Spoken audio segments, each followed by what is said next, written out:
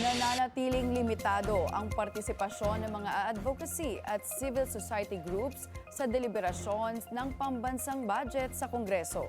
Sa panayam sa At the Forefront ng Billionaire News Channel, sinabi ni Center for People's Empowerment in Governance o CENPEG Chairman Roland Simbulan na may mga panuntunan ng Kamara na humahadlang sa direktang pagtatanong at paglalahad ng mga isyu ng mga grupo.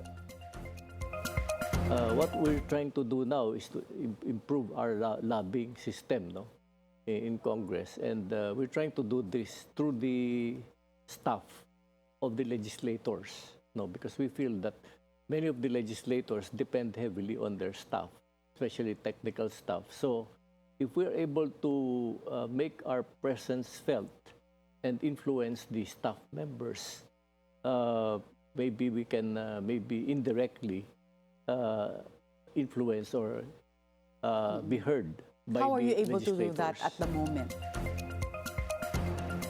Noong Agosto, naglabas ang House of Representatives ng mga interim guidelines para payagan ng civil society participation sa budget process.